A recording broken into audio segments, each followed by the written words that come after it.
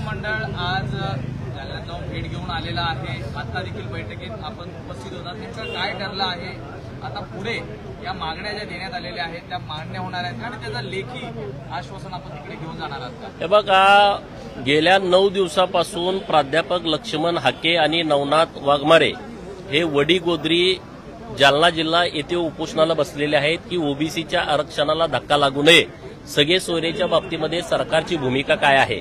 आणि पुण्यामध्ये ॲडव्होकेट मंगेश ससाने हेही उपोषणाला गेल्या 6 दिवसापासून बसलेले आहेत। तर सरकारच्या वतीनं काल माननीय मुख्यमंत्री उपमुख्यमंत्री महोदयांनी 3 मंत्री महोदयांना वडीगोद्रीसाठी पाठवलं होतं। माननीय गिरीश भाऊ महाजन, माननीय अतुल सावे साहेब, माननीय उदय सामंत साहेब, आम्ही सकाळी तिथं जाऊन उपोषणकर्त्यांशी चर्चा केली।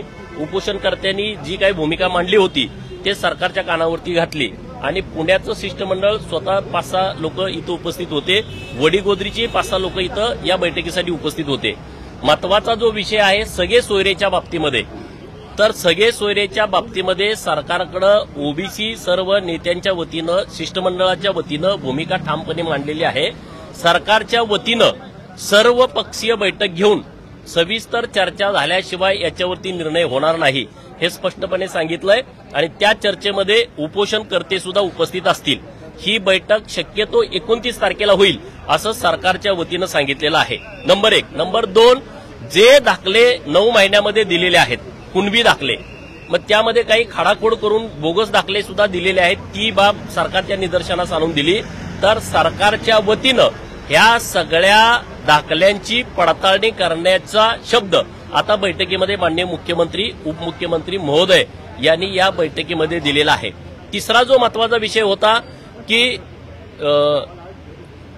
3 प्रकारचे दाखले लोक काढतायत, एसईबीसीचा, ईडब्ल्यूएसचा आणि कुणबी म्हणजे ओबीसीचा। एकच माणूस 3 दाखले काढतोय।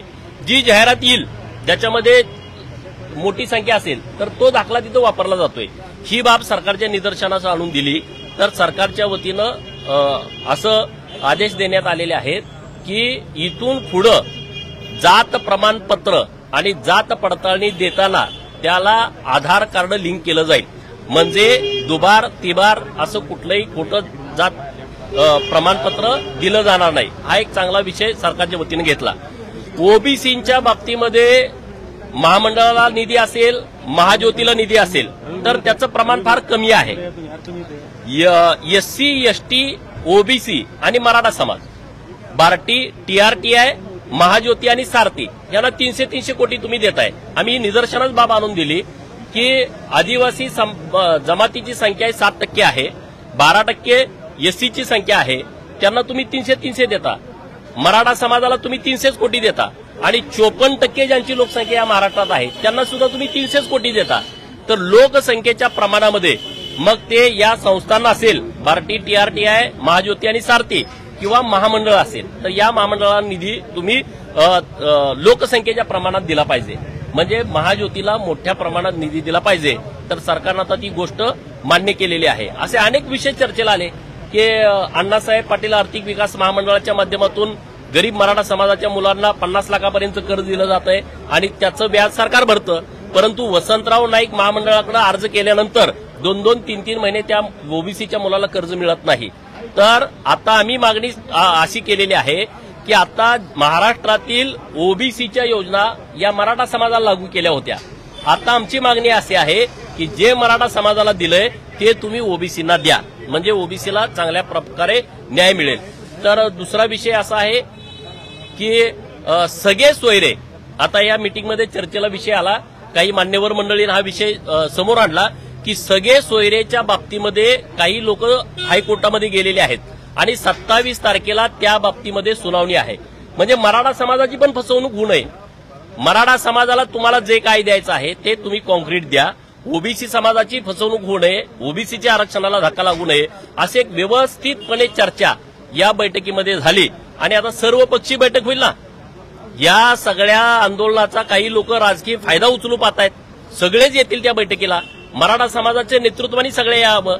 आम्ही त्यांना विनंती अशी केली की मराठा समाजासाठी आंदोलन करणाऱ्या आंदोलकांना सुद्धा तुम्ही या बैठकीला बोलवा, एकदा सविस्तर चर्चा या 29 तारखेच्या बैठकीमध्ये होईल आणि म्हणजे जो महाराष्ट्रामध्ये सामाजिक सलोखा बिघडलेला आहे तो सामाजिक सलोखा बिघडू नये, व्यवस्थितपणे पुढे जाता यावं अशा पद्धतीनं 29 तारखेची बैठक व्हावी आणि सरकारनं ते मान्य केलेलं आहे.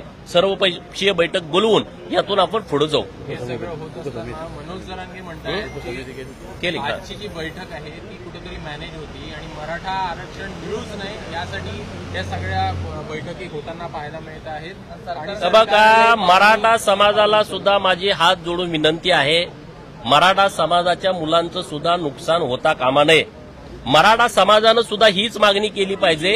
गेल्या 9 महिन्यामध्ये महाराष्ट्रामध्ये किती मराठा समाजाच्या कुणबी नोंदी सापडलेल्या आहेत, एकदा तुमच्याही समोर लक्षात येईल की नेमकं चित्र काय आहे. आणि त्यामुळं मराठा समाजाच्या विरोधामध्ये कुठलीही भूमिका ओबीसी नेतृत्वाने या बैठकीमध्ये मांडलेली नाही. जे आमचं हक्काचं आरक्षण आहे त्या आरक्षणाला धक्का लागू नये.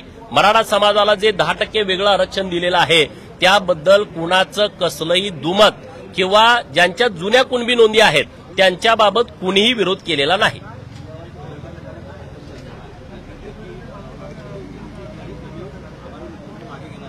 हे बघा, आता जी व्यवस्थितपणे सविस्तर चर्चा झाली, उद्या 6 जबाबदार मंत्री सरकारच्या वतीनं या आंदोलनकर्त्याच्या दोन्हीकडे आता मंत्री महोदय जाणार आहेत त्या विषयामध्ये आणि 29 तारखेला बैठक लावली आहे. त्यामुळे उद्या आंदोलनकर्ते जे आहेत आमचे प्राध्यापक लक्ष्मण हाके सर, नवनाथ वाघमारे सर आणि इकडचे अॅडव्होकेट मंगेश ससाने साहेब पुण्याचे, यांची सविस्तर चर्चा करूनच पुढे जाईल. आणि सगळ्यांचं म्हणणं होतं की बाबा हे जे शिष्टमंडळ आहे भुजबळ साहेबांच्या नेतृत्वाखाली आणि सगळे पंकजाताई होत्या, धनंजय मुंडे साहेब होते, हे सगळी लोक तिथं होती. त्यामुळे आता उद्या त्यांच्याशी चर्चा करून पुढे निर्णय काहीतरी होईल. पंकजाताईंनी पण सविस्तर भूमिका, जो सामाजिक सलोखा राज्यातला बिघडलेला आहे त्याबाबत ठाम भूमिका त्यांनी मांडली. भुजबळ साहेबांनी पहिल्या दिवसापासून आतापर्यंत नेमकं काय घडतंय आणि कशा पद्धतीनं अन्याय होतोय ही भूमिका मांडली. सगळ्या लोकांनी व्यवस्थितपणे भूमिका मांडली, पण त्यामध्ये मराठा समाजाच्या विरोधामध्ये कुणीही भूमिका मांडली नाही.